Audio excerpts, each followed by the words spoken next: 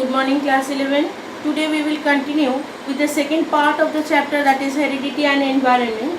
In the previous chapter we have read that what is environment, and as we have defined that Mr. Stone, he has told that it is a sum total of the physical and mental characteristics which is already hidden inside the mind of an individual.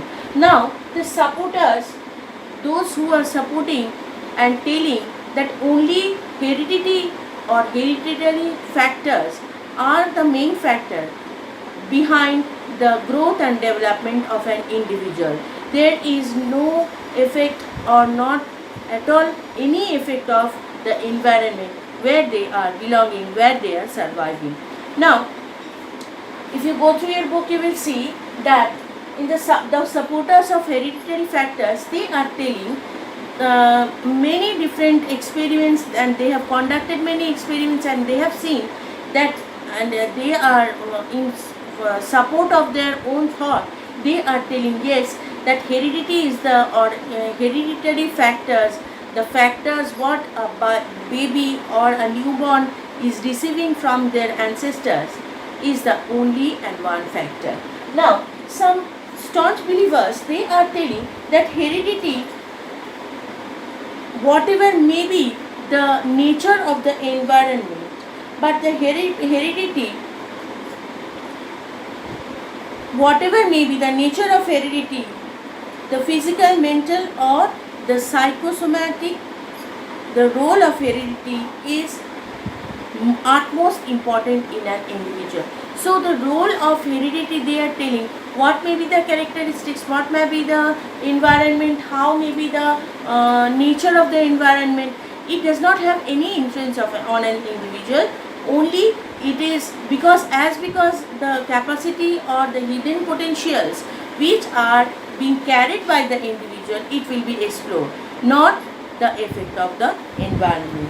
In the second case, Sir Francis Galton, he has taken 977 members of a family, and he has seen that the family members, those who are having good career with good educational background, the children of them or the next generation of theirs, they are also having with a good lifestyle, with a good career and with a good educational background. Sir Francis Galton examined the biology of his 977 relatives. He came to the conclusion that persons who possess better hereditary qualities are well placed in life. So the those who are having good quality of education, with good educational backgrounds, their child or their children are having a good lifestyle and they are having a good career in their life. In the third phase, R.L. Dugdale, he has seen the same thing. See, another eminent educationist, R.L. Dugdale, has studied the biography of a person of a family. He has taken a particular person and he has selected his family and he has examined. He has proved through his study that the person of that family who are well placed in life have inherited better hereditary qualities from their parents. So, all the eminent educationists or eminent psychologists, those who are in favor of hereditary factors, they are telling yes, it is the effect of the heredity, and the family, the parents, the grandparents, those who are having a good lifestyle with a good educational background, with a good educational quality, they are having a good child, or they are having a good their next generation, they are also getting a good educational background or with a good career in their life. So here the main thing which we can conclude that though they are supporting that heredity is the one and only factor, but they are totally ignoring the factor of the environment where we are surviving, where means the place where we are living, the area where we are living, the features which we are, the facilities and amenities which we are getting.